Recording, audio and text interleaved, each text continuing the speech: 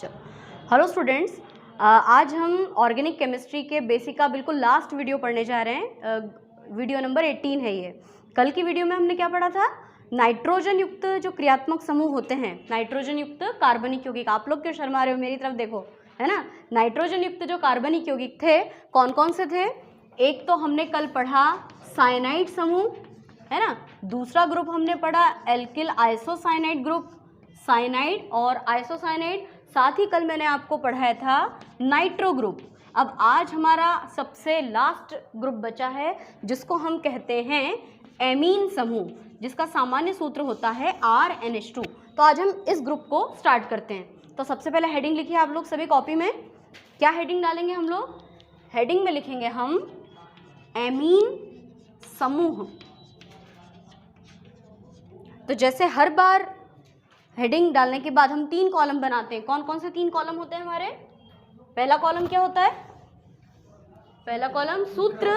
हाँ, तो पहला हेडिंग होगा हमारा सूत्र, उसके बाद में सामान्य नाम और फिर लास्ट में आता है हमारा IUPAC नाम। तो जैसे हमने नाइट्रो ग्रुप पढ़ा था, जैसे हेलोजन वाला पढ़ा था, क्लोरो फ्लोरो ब्रोमो आयोडो, बिल्कुल वैसे ही ये वाला ग्रुप है, कोई ज़्यादा कठिन नहीं है। सामान्य सूत्र हम इसका लिखते हैं RNH2। तो एक बार मैं आपको यहाँ पे नाइट्रोजन की संयोजकता और बता दूं कि नाइट्रोजन की संयोजकता कितनी होती है। जैसे कल की वीडियो में भी ये बात बताई थी कि नाइट्रोजन का परमाणु क्रमांक होता है 7, तो इलेक्ट्रॉनिक विन्यास होता है इसका 2-5, है ना। 11th-12th के स्टूडेंट किस तरह से इसकी संयोजकता कंप्लीट करते हैं? इलेक्ट्रॉनिक विन्यास के रूप में 1s2 2s2 2p3। तो पहली कक्षा में 2 और दूसरी कक्षा में 5 इलेक्ट्रॉन। 10th क्लास के बच्चों को ऐसे आता है कि 2-5, है ना। तो हम ये कहते हैं कि बाह्यतम कक्षा में जितने इलेक्ट्रॉन्स होते हैं वही उसकी संयोजकता होती है। लेकिन यहाँ पर देखो, इसको अष्टक पूरा करने के लिए कितने इलेक्ट्रॉनों की कमी पड़ रही है? 3। तो ये नाइट्रोजन परमाणु 3 इलेक्ट्रॉन को ग्रहण भी कर लेता है। इसलिए याद रखना कि नाइट्रोजन की संयोजकता कितनी होती है? 3। और कार्बन की कितनी होती है? कार्बन का परमाणु क्रमांक, इलेक्ट्रॉनिक विन्यास 2-4, या ऐसे बोलना चाहो तो 1s2 2s2 2p2। तो पहली कक्षा में 2 और दूसरी कक्षा में 4। तो इसको अपना अष्टक पूरा करना है तो 4 इलेक्ट्रॉन तो है, और कितने चाहिए? 4 और चाहिए। इसलिए हम कहते हैं कि भाई कार्बन की संयोजकता 4 होती है और नाइट्रोजन की संयोजकता 3 होती है। तो देखो यहाँ पे नाइट्रोजन की संयोजकता 3 है क्या? कैसे? ये नाइट्रोजन एक तो एल्किल मूलक से जुड़ा है और 2 परमाणु हाइड्रोजन से, तो नाइट्रोजन की संयोजकता 3 यहाँ पर शो हो रही है। तो संयोजकता वाली प्रॉब्लम एकदम क्लियर हो गई। तो पहले हमने सूत्र रखा RNH2। अब सामान्य नाम इसका हम कैसे बोलेंगे? आप लोग चाहें तो साथ में लिख सकते हैं। इसका सामान्य नाम होगा एल्किल एमीन। सामान्य नाम में R का नाम पहले और NH2 का नाम हो जाता है एमीन, तो एल्किल एमीन। जबकि IUPAC नाम जब इसका बोलते हैं तो एमीन का हो जाएगा एमिनो, है ना। एमीन का तो हो जाएगा एमिनो। और आपको अब याद हो चुका होगा कि एल्किल को सामान्य में बोला जाता, R को बोला जाता है एल्किल, और IUPAC में एल्किल को बोला जाता है एल्केन। तो एमिनो एल्केन। एक और तरह से इसका नाम बनता है, 2 तरीके हैं इसके नाम बनाने के। या तो एमिनो एल्केन बोल दो, या इसको हम कहते हैं एल्केनामीन। एल्केनामीन, जैसे मेथेनामीन, एथेनामीन, प्रोपेनामीन, दोनों तरह से अपन लोग नाम बनाएंगे। तो सबसे पहले क्या करें, अपन एक एक कॉलम कंप्लीट करते चलते हैं तो आसानी होगी। सबसे पहले R के स्थान पे क्या लिखूं मैं? CH3NH2। आप लोग भी साथ में लिखते जाओ, CH3NH2। फिर अगला, है ना, लिखते जाओ C2H5NH2, ऐसे 5 तक लिख लेते हैं अपन। C3H7NH2, C4H9NH2, और एक अपन एरोमेटिक वाला भी इसमें लिख लेते हैं। आप लोग तो अपनी लिस्ट चाहो तो आगे तक बढ़ा सकते हो, पूरा 5 से ज़्यादा आगे मत बढ़ना। एक मैंने यहाँ पे एरोमेटिक वाला भी लिख दिया है, C6H5NH2, C6H5NH2। ठीक है। अब हम इनके पहले सामान्य नाम बना लेते हैं और फिर लिखेंगे अपन इसके IUPAC नाम। तो R का नाम एल्किल है, CH3 का नाम क्या होता है? मेथिल। अब चूंकि ऑर्गेनिक केमिस्ट्री के बेसिक का सबसे लास्ट क्रियात्मक समूह हम लोग पढ़ रहे हैं, तो मैंने लगभग स्टार्टिंग की वीडियो में उस कॉर्नर पे मेथिल, एथिल, प्रोपिल, ब्यूटिल हर बार लिखा है। अब लिखने की कोई आवश्यकता नहीं क्योंकि सबको याद हो गया है। तो CH3 का नाम हम लिखेंगे मेथिल और NH2 का नाम क्या लिख देंगे? एमीन। तो पहले वाले का नाम हो गया मेथिल एमीन, है ना। लिखते जाइए साथ में। जो वीडियो देख रहे हैं वो लोग भी वीडियो देखने के साथ साथ अपना काम कंप्लीट कर सकते हैं। सेकंड वाले का नाम हम क्या बना लेंगे? एथिलेमीन। उसके बाद C3H7 इसका प्रोपिलेमीन। उसके बाद में ब्यूटिल एमीन। और अगर आपने ब्यूटिल के बाद पेंटिल लिखा हो, हेक्सिल लिखा हो, तो उस हिसाब से पूरा करते जाना। पेंटिलेमीन, हेक्सिलेमीन, हेप्टिलेमीन, ऐसे 10 तक बना सकते हैं। पर ये देखो बीच में मैंने क्या लिख दिया? C6H5NH2। C6H5 क्या होता है? नहीं, फेनिल। फेनिल, फिनॉल तो C6H5 के साथ OH हो तो फिनॉल। तो यहाँ पे हम इसको कहेंगे फेनिल एमीन। और फेनिल एमीन का एक स्पेशल नाम है, याद रखना, इसका नाम है एनिलीन। एनिलीन, है ना। फेनिल एमीन को एनिलीन भी कहा जाता है। तो ये तो हो गए सबके सामान्य नाम। अब आ जाते हैं हम इनके IUPAC नाम की तरफ। तो IUPAC नाम क्या करना है? एमिनो एल्केन के रूप में बोलना है। जैसे मैं पहला बताती हूँ आपको, NH2 का तो हो जाएगा एमिनो, और मेथिल का क्या हो जाएगा? Methane, amino methane. अपन दूसरा वाला भी साथ ही साथ लिखते चलते हैं, एमिनो मिथेन, या जिसे एल्केनामीन है तो मेथेनामीन। मेथेनामीन, मेथेनामीन। फिर अगर एथिलेमीन है तो एथिलेमीन का क्या हो जाएगा? एमिनो एथेन या एथेनामीन, है ना। तीसरा C3H7NH2, तो इसका नाम क्या होगा? प्रोपिल नहीं आएगा, एमिनोप्रोपेन या प्रोपेनामीन। इसी प्रकार से नेक्स्ट ब्यूटिलेमीन का हो जाएगा एमिनो ब्यूटेन, या फिर इसका नाम हो जाएगा ब्यूटेनामीन। और अब ये एरोमेटिक वाला, इसका नाम क्या हो जाएगा? एमिनोबेंजीन। एमिनोबेंजीन या बेंजेनामीन, है ना। अगर आपने इससे ज़्यादा भी नाम बनाए हैं, जैसे ब्यूटिलेमीन के बाद पेंटिलेमीन था, हेक्सिलेमीन, हेप्टिलेमीन, तो उस हिसाब से एमिनो पेंटेन, एमिनो हेक्सेन, ऐसे कंप्लीट होगा। अब एक चीज़ और हम यहाँ पे कंप्लीट करते हैं कि ये जो एनिलीन है इसका स्ट्रक्चर बना के देखो, क्या स्ट्रक्चर होगा इसका? C6H5NH2 को यदि हम एरोमेटिक रिंग के रूप में लिखें तो कैसे लिखाएगा? ऐसे, NH2, है ना। या फिर हम इसको ऐसे भी तो लिख सकते हैं, बेंजीन रिंग में अंदर रिंग न लगाकर इसको हम ऐसे भी लिख सकते हैं, ठीक है। यह है एरोमेटिक एमीन। कल की वीडियो में मैंने आपको एक चीज बताई थी, अगर बेंजीन रिंग के ऊपर NO2 हो तो इसको क्या कहा था? नाइट्रोबेंजीन। NO2 हो जाता है तो नाइट्रो बोलते हैं, है ना। तो ये नाइट्रोबेंजीन है, ये एमिनोबेंजीन है। जैसे NH2 के लिए एमिनो बोलते हैं वैसे NO2 के लिए नाइट्रो बोलते हैं। और इसका भी मैंने कल एक स्पेशल नाम बताया था, और अच्छे से याद रखना है इसको, मीरबेन का तेल। इसको मीरबेन का तेल कहते हैं। 12th वाले स्टूडेंट को तो अच्छे से रटा गया है, 11th के जो बच्चे उनको भी याद रखना है, क्योंकि ये ऑब्जेक्टिव में पूछते हैं कई बार, मीरबेन का तेल का सूत्र क्या है। और उसमें ऑप्शन में ये भी आ जाता है और ये भी आता है, तो अधिकतर बच्चों को कन्फ्यूजन होता है क्योंकि दोनों के सूत्र लगभग एक जैसे हैं ना। इसमें O2 है, इसमें NH2 है। और NH2 का स्पेशल नाम क्या होता है? एनिलीन, है ना। तो बहुत सरल सा ये क्रियात्मक समूह था हमारा आखिरी। अब इसका भी वर्गीकरण है। जैसे अल्कोहल कितने प्रकार के थे? 3, प्राथमिक, द्वितीयक, तृतीयक। कल मैंने नाइट्रो ग्रुप पढ़ा है, वो भी 3 प्रकार के थे, प्राथमिक, द्वितीयक, तृतीयक, इसके भी 3 प्रकार हैं। तो अब आप लोग अपनी कॉपी में हेडिंग डालेंगे एमीन समूह का वर्गीकरण। इस लिस्ट को हम हटा देते हैं और अब हेडिंग डालेंगे हम एमीन समूह का वर्गीकरण।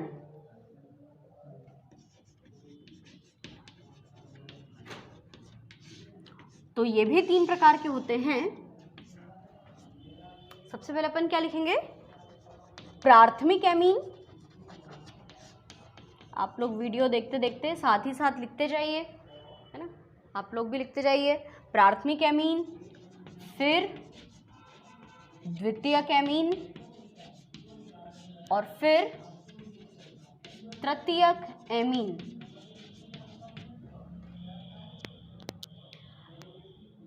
ये तीनों प्रकार के जो एमीन हैं वो प्राथमिक, द्वितीयक, तृतीयक एल्कोहल से बहुत ज़्यादा डिफरेंट है या नाइट्रो ग्रुप से बहुत ज़्यादा अलग है। मैं थोड़ा सा आपको कल का वीडियो का याद दिलाती हूँ। प्राथमिक नाइट्रो एल्केन का सूत्र ये था RCH2NO2, या मान लो अगर आपसे कोई कहे कि भैया प्राथमिक एल्कोहल का सूत्र बताओ, तो वो क्या होता है RCH2OH, है ना। द्वितीयक एल्कोहल या द्वितीयक नाइट्रो ग्रुप का सूत्र अगर कोई पूछता है तो हम बताते हैं R2CHNO2, या NO2 के स्थान पे अगर OH लगा दिया तो वो क्या हो जाएगा, द्वितीयक एल्कोहल। और अगर तृतीयक एल्कोहल का सूत्र कोई पूछे तो क्या होना चाहिए, R3C और NO2 लगा दो या OH लगा दो। और ये तीनों ग्रुप जब आपको पढ़ाए थे एल्कोहल के रूप में या नाइट्रो ग्रुप के रूप में, तब मैंने ये बताया था कि प्राथमिक एल्कोहल या प्राथमिक नाइट्रो ग्रुप में R एक बार आता है, द्वितीयक नाइट्रो ग्रुप में एल्किल मूलक 2 बार आते हैं और तृतीयक वाले में 3 बार एल्किल मूलक आते हैं। और मैंने अल्फा हाइड्रोजन के बारे में भी आपको बताया था कि क्रियात्मक समूह, जैसे ये क्रियात्मक समूह है और इसके पास वाला जो कार्बन है उसको क्या बोलते हैं अपन, अल्फा कार्बन। और अल्फा कार्बन से जुड़े हाइड्रोजन को क्या कहते हैं, अल्फा हाइड्रोजन। तो इसके पास में 2 अल्फा हाइड्रोजन है। इसमें देखो ये क्रियात्मक समूह, और इस क्रियात्मक समूह से डायरेक्टली कौन जुड़ा है, ये कार्बन, और इस कार्बन पे सिर्फ 1 हाइड्रोजन है। तो इसमें कितने अल्फा हाइड्रोजन है, 1। इसमें 2 अल्फा हाइड्रोजन, इसमें 1 अल्फा हाइड्रोजन। क्या इसमें अल्फा हाइड्रोजन है, नहीं है। तो एल्कोहल का वर्गीकरण और नाइट्रो ग्रुप का वर्गीकरण तो सेम था, इसका वर्गीकरण थोड़ा सा अलग है। आपको ऐसा लग रहा होगा कि शायद प्राथमिक एमीन का सूत्र ऐसा होगा RCH2NH2, है ना, और इसका ऐसा होगा R2CHNH2, है ना। और इसका भी मतलब एक अंदाज़ा हमने लगाया, लेकिन इनके सूत्र थोड़े से डिफरेंट टाइप के होते हैं। तो कैसे होते हैं, लिखते हैं अपन इसका सूत्र। प्राथमिक एमीन का सामान्य सूत्र होता है RNH2। जो अपन ने अभी लिस्ट कंप्लीट की ना, वो प्राथमिक एमीन की ही कंप्लीट की है लिस्ट। और इसमें अपन नाइट्रोजन की संयोजकता को भी क्लियर कर देते हैं। 2 तो हाइड्रोजन है और 1 एल्किल मूलक है। क्या इस हाइड्रोजन को भी अल्फा हाइड्रोजन बोलना चाहिए, बिल्कुल नहीं। क्यों, क्योंकि वो कार्बन से जुड़ा होता है यहाँ पे। तो ये पूरा क्रियात्मक समूह का सूत्र है, ये प्राथमिक एमीन का सूत्र है। द्वितीयक एमीन का सूत्र ये होता है R2NH। R तो 2 बार है, लेकिन देखो हाइड्रोजन की एक संयोजकता, ये नाइट्रोजन की एक संयोजकता फिर हाइड्रोजन की तुलना में कम हो गई। इसको पूरा बना के देखें तो एल्किल मूलक तो 2 बार और हाइड्रोजन सिर्फ 1 बार। और जो तृतीयक एमीन ग्रुप है उसका सूत्र क्या होगा, देखो RNH2, R2NH, इसका क्या होगा R3N, है ना।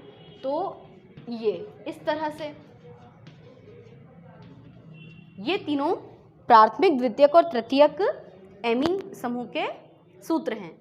12th वाले स्टूडेंट एक बात ध्यान से सुने कि तीनों जो एमीन है, हम लोगों को जो चैप्टर नंबर 13 है उसका नाम है नाइट्रोजन युक्त क्रियात्मक समूह या नाइट्रोजन युक्त कार्बनिक यौगिक। तो स्पेशली 12th के बच्चों के लिए बात याद रखने लायक है कि इनमें जो नाइट्रोजन परमाणु होता है ना, इनके ऊपर एकांकी इलेक्ट्रॉन युग्म पाया जाता है ना। क्यों आता है एकांकी इलेक्ट्रॉन युग्म, सुनिए कैसे। नाइट्रोजन का एटॉमिक नंबर कितना बताया था अभी स्टार्टिंग में, 7। इलेक्ट्रॉनिक विन्यास 1s2, 2s2, 2p, 2p3, है ना। देखो पहले कोश में 2, अगले कोश में कितने, 5 हो गए, 5 और 2 7। और जब अपन इनको ऐसे बॉक्स में लिखते हैं तो कैसे लिखते हैं, 2s में कितने इलेक्ट्रॉन है, 2, और 2p3 में कितने इलेक्ट्रॉन है, 3। तो बंध बनाने में ये 5 इलेक्ट्रॉन भाग लेते हैं। 5 में से ये जो 3 इलेक्ट्रॉन है ये कैसे दिख रहे हैं अपने को, अयुग्मित। अयुग्मित का मतलब अकेले अकेले, सिंगल। तो वो जो अकेले वाले हैं ना वो ये है, देखो ये 1, ये 2, ये 3, ये तीनों तो बंध बनाने में भाग ले रहे हैं, लेकिन वो जो 2s2 लिखा हुआ दिख रहा है, 2s2 के इलेक्ट्रॉन किस रूप में है, ये जोड़े में है, तो क्या ये बंध बनाने में भाग लेगा? नहीं लेगा, क्योंकि इसका तो जोड़ा ऑलरेडी कंप्लीट है। तो ये जो 2 होते हैं ना, इनको ऐसे बिंदी के रूप में लिखते हैं, जैसे मैंने यहाँ ऊपर लिख दिया है, तो इस बिंदी को अपन यहाँ लगा सकते हैं। तो ये बिंदी क्या कहलाती है? इसको कहते हैं एकांकी इलेक्ट्रॉन युग्म। और इस एकांकी इलेक्ट्रॉन युग्म की उपस्थिति के कारण इन सबका नेचर होता है कि एकांकी इलेक्ट्रॉन युग्म को दान देते हैं, और जो एकांकी इलेक्ट्रॉन युग्म को दान देते हैं वो सबके सब कैसे होते हैं? क्षारीय नेचर के, है ना। 12th वालों को प्रश्न आता है कि एमीन समूह क्षारीय क्यों हैं, तो उसका जवाब ये है कि एमीन समूह में सभी नाइट्रोजन परमाणु के पास में एकांकी इलेक्ट्रॉन युग्म प्रेजेंट होता है, और एकांकी इलेक्ट्रॉन युग्म को ये दान में देते हैं। एकांकी इलेक्ट्रॉन युग्म देने के कारण इनका नेचर क्षारीय या बेसिडिक होता है। ठीक है, तो ये तीनों वर्गीकरण हमको समझ में आ गए हैं। अब हम इनका नामकरण करना सीखते हैं। तो मुझे लगता है हम प्राथमिक वाले का तो सीख ही गए हैं, इसके लिए अलग से टाइम नहीं बिगाड़े। अभी जो हमारी कॉपी में लिस्ट तैयार हुई वो सारी प्राथमिक एमीन की थी। हम द्वितीयक एमीन से स्टार्ट करते हैं। R2NH, इनमें वैल्यूज रख के इनके नाम बनाना सीखते हैं। तो सबसे पहले क्या सूत्र बनाया जाए? R2NH, है ना। हम इसको ऐसे भी तो लिख सकते हैं, RRNH, ऐसे भी लिख सकते हैं। तो सबसे पहले R के स्थान पे क्या रखें? मैथिल मूलक, है ना। तो क्या सूत्र बनेगा? CH3NH, है ना। अब इसका सामान्य नाम क्या बनना चाहिए? मैथिल कितनी बार है? तो डायमेथिल, और आखिरी शब्द क्या आना चाहिए? समूह कौन सा पढ़ रहे हैं? एमीन। द्वितीयक नहीं, द्वितीयक के लिए डाय शब्द आ गया, डाय से समझ में आ गया कि वो द्वितीयक है, तो इसका सामान्य नाम होगा डायमेथिल एमीन। लिख लो, इसका सामान्य नाम होगा डायमेथिल एमीन।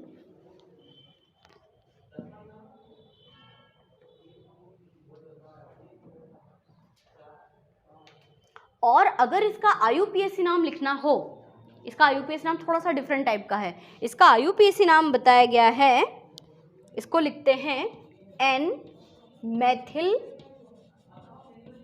मैथेनामीन। N मैथिल मैथेनामीन। अब ये कैसे हो गया, है ना। ये तो था सामान्य नाम और ये है IUPAC नाम। अब ये कैसे हुआ, तो देखिए समझते हैं हम इसको। आप लोगों को सामान्य नाम समझने में तो कोई प्रॉब्लम नहीं है। डाय क्योंकि 2 बार है, क्या 2 बार है? मैथिल समूह 2 बार है, डायमेथिलेमीन, इसमें कोई प्रॉब्लम नहीं है। सेकंड वाला नाम कैसे बना? तो सेकंड वाले में क्या किया जाता है, हमको पता कैसे चलेगा कि ये द्वितीयक एमीन है? जब हम द्वितीयक एमीन पढ़ते हैं तो उसमें एक एन को ऐसे शो करते हैं, और जब अपन तृतीयक एमीन पढ़ेंगे ना तो ऐसे 2 बार एन लिखना पड़ेगा हमको। ऐसा इसलिए लिखते हैं डायमेथिलेमीन में, ये तो सिंपल है कि 2 बार मैथिल और 1 बार एमीन आ गया। इसमें क्या किया, एक एन को यहाँ पे लिखा एन मैथिल। एन मैथिल का मतलब ये है कि आपका एक मैथिल एन से डायरेक्टली जुड़ा हुआ है, तो एन मैथिल हो गया। और ये मैथिल को जब IUPAC में बोलते हैं तो क्या बोलते हैं? मेथेन। और एमीन जुड़ा रहता है तो अंत में क्या लगा देते हैं? बोलते हैं ना मेथेनामीन। जैसे एक सेकंड अपन देखते हैं कि CH3NH2 का IUPAC नाम क्या लिखा था अपन ने कॉपी में? मेथेनामीन। तो मेथेनामीन तो अपन ने अभी भी लिखा है, बस इतना सा हुआ है कि एक हाइड्रोजन को हटा के उसके स्थान पे हमने CH3 रख दिया। तो इसलिए हमने क्या करा कि ये N इस मैथिल से भी जुड़ा है और ये NH इस CH3 से भी जुड़ा है, तो अलग से हमने N लिखा, N मैथिल मेथेनामीन। अब एक और अपन ट्राई करते हैं, एक सूत्र और बनाते हैं। बताओ अब क्या रखें दोनों R के जगह पे? C2H5 रख के देखते हैं। लिखो आप लोग भी कॉपी में, 2 बार C2H5NH। इसमें भी ऐसी बना लेते हैं, सामान्य नाम और IUPAC नाम। इसका सामान्य नाम क्या होना चाहिए? डायएथिल एमीन, है ना। तो इसका नाम हो जाएगा डायएथिल एमीन। और IUPAC नाम अब इसका क्या होगा, अपन इससे मैच करके देखते हैं। IUPAC नाम क्या होना चाहिए? एन आ जाएगा सबसे पहले, तो ठीक है एन लगा दिया। अब ethyl, very good, N ethyl ethanamine. ऐसा क्यों? अब समझाओ ऐसा क्यों? एन क्यों लिखा, एन एथिल क्यों लिखा? क्योंकि दो एथिल है, तो दो एथिल में से एक एथिल एन से जुड़ा है, तो एन एथिल, और ये इसके साथ एक साथ क्या बोला जाएगा? एथेनामीन। ठीक है, एन एथिल एथेनामीन। और बनाएं अगला, हाँ, C3H7, फिर C3H7 NH। पहले इसका सामान्य नाम, फिर IUPAC नाम। बिल्कुल सही। सामान्य नाम तो हो जाएगा डाई प्रोपिल एमीन, और IUPAC नाम क्या हो जाएगा? N propyl propanamine. इस तरह से अगर हम दोनों एल्किल मूलक सेम लेते हैं तो ब्यूटिलएमीन, डाइपेंटिलएमीन, डाइफेनिलएमीन, और एन प्रोपिल प्रोपेनामीन जैसा एन ब्यूटिल ब्यूटेनामीन, एन पेंटिल पेंटेनामीन, ये तो ठीक है। लेकिन अगर अपन ये दोनों वैल्यूज अलग अलग तरह से लें तब क्या करेंगे? अगर मान लो ये सूत्र दे दिया जाए आपको CH3 C2H5 NH, अब क्या डाई शब्द लगेगा? नहीं लगेगा। क्यों नहीं लगेगा? क्योंकि दोनों सेम चीजें हैं ही नहीं। डाई तब लगाते हैं जब दो चीजें सेम होती है। तो फिर क्या लिखना चाहिए? पहले मैथिल और एथिल में से पहले किसका नाम लिखना चाहिए? एथिल का। क्यों? क्योंकि अल्फाबेटिकल ऑर्डर के हिसाब से ई पहले आता है, एथिल की स्पेलिंग ई से शुरू होती है, तो एथिल मैथिल एमीन, बिल्कुल सही, एथिल मैथिल एमीन। अब IUPAC नाम में क्या करें? IUPAC नाम में एन मैथिल एथेनामीन लिखें कि एन एथिल मेथेनामीन लिखें? क्यों? नहीं, ऐसा नहीं है। देखो, एन मैथिल एथेनामीन या एन एथिल मेथेनामीन, क्या लिखना चाहिए? क्यों? अल्फाबेटिकल ऑर्डर के हिसाब से नहीं। इसमें ये होता है कि जो छोटा कार्बन है, जैसा कीटोन में था कि छोटा कार्बन, या वो मेथॉक्सी एथेन ईथर में पढ़ा था ना, जो छोटा कार्बन है जो बेचारा कम कार्बन युक्त है, उसको तो हम लिखेंगे एन मैथिल, है ना, और इसको लिख देंगे एथेनामीन, एन मैथिल एथेनामीन। इस तरह से इसका नाम बनेगा।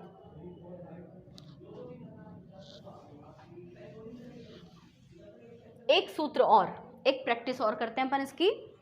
अगर अपन लिख दें C3H7 C4H9 NH, अब इसका पहले सामान्य नाम और फिर IUPAC नाम।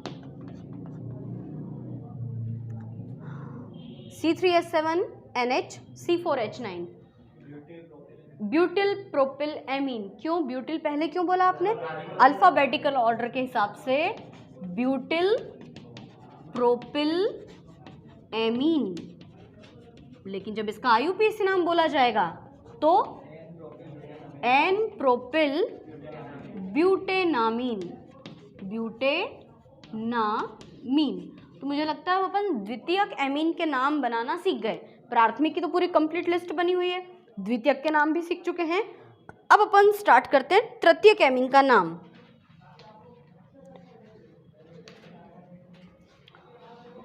तृतीयक एमीन का सामान्य सूत्र, तृतीयक एमीन का सामान्य सूत्र R3N है ना, R3N। और R3 को भी अपन कैसे लिखेंगे? ऐसे 3 अलग अलग बार R बना सकते हैं और फिर N लिख सकते हैं, ऐसा भी लिख सकते हैं। अब अपन क्या करें, तीनों R के स्थान पे क्या रख दें? मेथिल। तो हम इसको 2-3 स्टाइल में लिख सकते हैं। CH3N, ऊपर भी CH3, इधर भी CH3, या तो ऐसे लिख दो या ऐसे भी लिख सकते हैं, CH3 CH3 CH3, है ना। या कहीं कुछ किताबों में आपको ये सूत्र ऐसा भी मिलेगा, और करके लिख देते हैं CH3 का होल थ्राइस N, ऐसे भी लिख सकते हैं। या तो तीनों को क्लियर अलग अलग करके लिखो या ऐसे भी लिख सकते हैं। सामान्य नाम तो बहुत सिंपल होगा ना, इसका सामान्य नाम क्या होगा? जैसे वो डाइमेथिलेमीन था, ट्राइमेथिलेमीन। इसका IUPAC नाम बाद में बनाएंगे, पहले लिखते हैं ट्राई मेथिल एमीन। अब आ जाते हैं इसके IUPAC नाम पर। इसका IUPAC नाम किस तरह का होगा? डाइमेथिलेमीन जब बना रहे थे हम तब एक बार N का प्रयोग किया था, इसमें डबल N लगेगा, है ना। और पता है इसका IUPAC नाम कैसे बनेगा? NN डाइमेथिल, NN डाइमेथिल, सुनो तो सही, NN डाइमेथिल मेथेनामीन। अब सुनो ऐसा क्यों हुआ, देखिए इस N से कितने मेथिल जुड़े हैं? 3, या तो ऐसा लिखा होगा या ऐसे, इस N से 3 मेथिल जुड़े हैं, तो NN क्यों लिखा हमने? मतलब एक N इस मेथिल के लिए बोला गया, एक दूसरा N इस मेथिल के लिए बोला गया, मतलब ये दोनों मेथिल N से जुड़े हैं इसलिए NN, और 2 मेथिल जुड़े हैं ना इसलिए डाइमेथिल। आपका कहना बिल्कुल सही है कि IUPAC नाम में कभी भी इल थोड़ी लगाते हैं, IUPAC नाम में तो N लगाते हैं, लेकिन ये पहली बार ऐसा हो रहा है कि अपन इसमें एल्किल शब्द का भी प्रयोग कर रहे हैं। तो NN डाइमेथिल, ये तो इतने के लिए हुआ। अब इसका नाम क्या बोल दिया अपन ने? मेथेनामीन, है ना। एक और ट्राई करते हैं, एक और ट्राई करें। क्या रख दें सब तरफ? हाँ, C2H5 रख दो।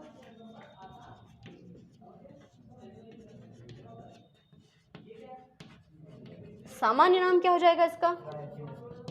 हाँ, ट्राइएथिलेमीन, ट्राइएथिलेमीन।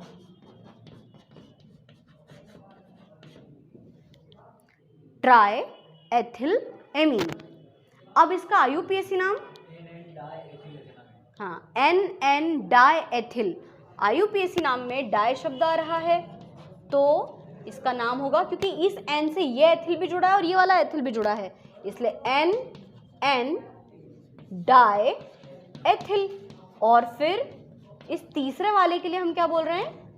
एथेनामीन, एथेनामीन, है ना। एक प्रोपिल वाला बना के बता दो कि एक N और 3 बार उसमें प्रोपिल समूह जोड़ देंगे तब क्या होगा?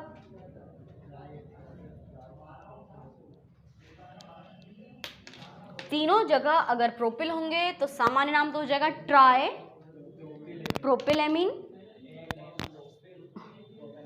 NN dipropyl propanamine. IUPAC नाम में हो जाएगा NN dipropyl propanamine, NN dipropyl प्रोपेनामीन।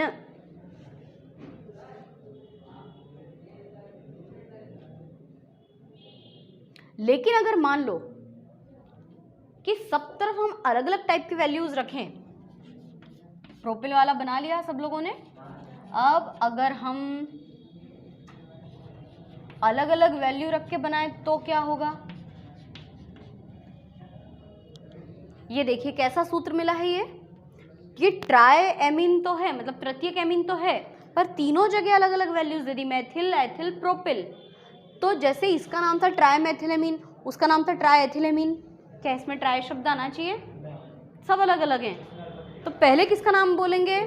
पहले एथिल, फिर मेथिल, M पहले आता है, P बाद में आता है, तो इसका सामान्य नाम क्या हो जाएगा? एथिल, लिखते जाओ आप भी, propyl, ethyl, ethyl methyl propyl amine. और जब इसी का IUPAC नाम बोला जाता है तब क्या हो जाएगा? IUPAC नाम में जैसे अभी स्टार्टिंग में यहाँ पे NN डाई लिख रहे थे तो NN तो आएगा, पर अब इसका नाम हम कैसे कंप्लीट करें? देखो, कम कार्बन वाले को तो NN के साथ लिखना है और ज़्यादा कार्बन वाले को उसके पीछे नाम लग जाएगा नामीन, है ना। तो इसका नाम क्या होगा? इसको लिखेंगे पहले अपन N मेथिल, फिर लिखेंगे N एथिल, और फिर क्या लिखेंगे? समझ में आई बात? NN साथ में क्यों नहीं लिखा? यहाँ पे NN डाइमेथिल लिख रहे थे इसलिए दोनों को पास पास लिख रहे थे। एक N के साथ मेथिल, एक N के साथ मेथिल, दूसरे एन के साथ एथिल, और तीसरे एन प्रोपिल नहीं लिखेंगे, प्रोपेनामीन लिख देंगे। तो N methyl N ethyl propanamine. वैसे 11th क्लास और 10th क्लास के बच्चों को ऐसे खतरनाक वाले नाम बिल्कुल नहीं आएंगे, लेकिन हम क्यों पढ़ रहे हैं इसको, क्योंकि हमको नेक्स्ट ईयर 12th में पढ़ना है। हमको तो बहुत सिंपल तरीके से ये पूछा जाएगा। तो द्वितीयक एमीन भी समझ में आ गया, तृतीयक भी समझ में आ गया। अब ये बनाने के लिए कैसे दिए जाते हैं, तो 2-4 अपन नाम की प्रैक्टिस भी कर लें कि सूत्र कैसे दिए जाते हैं बनाने के लिए। तो थोड़े से मैं आपको ऐसे नाम दे रही हूँ जो कि पिछले वीडियोस में हमने पढ़े हुए हैं, पिछले क्रियात्मक समूह हमारे कंप्लीट हैं। जैसे 2 एमिनो प्रोपेन। चलो पहले ये वाला ही बना के बता दो। 2 एमिनो प्रोपेन। प्रोपेन में क्या करना है आपको, 3 कार्बन क्रम से लिखना है, सेकेंड कार्बन पे एमिनो समूह मतलब NH2 समूह लगा देना है, बाकी संयोजकता पूरी। तो कैसे बनेगा ये देखो, CH3 सॉरी डायरेक्ट बना रही हूँ मैं, 1 2 3 कार्बन, सेकेंड पे जोड़ना है आपको NH2 ग्रुप, और यहाँ पे CH3, यहाँ पे CH3, यहाँ पे CH। तो NH2 जोड़ना तो बहुत सरल है। अगर मान लो ये सूत्र दे दिया जाए आपको, 2 नाइट्रोब्यूटेन ब्यूटेनल, 2 नाइट्रोब्यूटेनल बनाइए, कैसे बनाओगे, 2 नाइट्रोब्यूटेनल।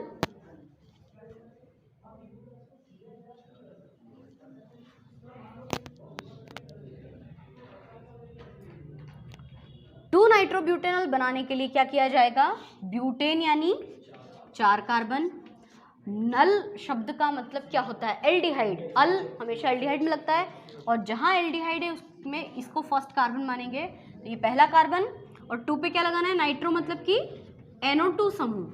इस बार NO2 दिया है, बच्चे बहुत कंफ्यूज होते हैं एमिनो और नाइट्रो में। एमिनो में NH2 आता है, नाइट्रो में NO2 आता है, और बस सबकी संयोजकता पूरी कर दो। तो इस तरह से हम इसको कंप्लीट कर सकते हैं, है ना। तो अब मैं आपको कुछ ऐसे नाम दे रही हूँ जो आपको कंप्लीट करना है, और अभी तक जितने भी सूत्र दिए हैं, जितने भी क्रियात्मक समूह पढ़े हैं, उनसे रिलेटेड, है ना। तो आपको ये होमवर्क कंप्लीट करना है। 2,2 डाइक्लोरो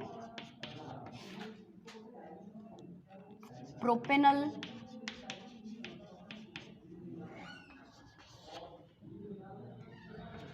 2,4 डाइमेथिल,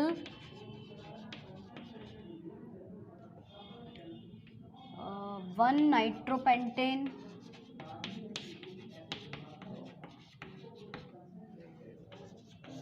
फिर 2,4,6 ट्राई नाइट्रो बेंजीन। ये बहुत स्पेशल नाम है, 2,4,6 ट्राई नाइट्रो बेंजीन, है ना। इसको TNB भी कहते हैं शॉर्टकट में। इसकी संरचना आपको बनाना है। अगला 2,4,6 ट्राई नाइट्रो टालुइन, इसको TNT कहते हैं। ये बहुत इंपॉर्टेंट सूत्र हैं ये दोनों। अगला 1,1,1 ट्राई क्लोरो 1 नाइट्रो मिथेन। ये जो लास्ट वाला जो अभी मैंने दिया है 5वें नंबर का सूत्र, इसको नाइट्रो क्लोरोफॉर्म भी कहते हैं, और ये 12th क्लास में ये बनाने के लिए पूछा जाता है। नाइट्रो क्लोरोफॉर्म कैसे बनाओगे, तो क्लोरोफॉर्म से रिलेटेड है इसलिए इसको नाइट्रो क्लोरोफॉर्म कहते हैं। एमीन से रिलेटेड भी कुछ सूत्र आपको दिए जाएं, जैसे कि एनिलीन कैसे बनाओगे, इसकी संरचना, फिर नाइट्रोबेंजीन कैसे बनाओगे, इसकी भी संरचना और सूत्र बनाकर बताना, है ना। और एथेनोइल क्लोराइड, उसके बाद में एथेनामाइड, और लास्ट 2 ब्यूटेनोएट। तो ये कुछ 10 सूत्र आपको दिए हैं, 10 नाम दिए हैं, इनसे आपको सूत्र बनाना है। और वैसे तो आज ये ऑर्गेनिक केमिस्ट्री का लास्ट वीडियो था, लेकिन मुझे एक वीडियो और बनाना पड़ेगा। हमको अभी इसमें पूरी वरीयता क्रम श्रेणी पढ़नी है। तो जो अगला नेक्स्ट वीडियो है वो स्पेशली 11th क्लास के बच्चों के लिए है। हमने जितने भी क्रियात्मक समूह पढ़े उनको पूरा लिस्ट के रूप में हम तैयार करेंगे, और फिर उसके बाद में वरीयता क्रम श्रेणी कैसी होती है उसको हम नेक्स्ट वीडियो में देखेंगे।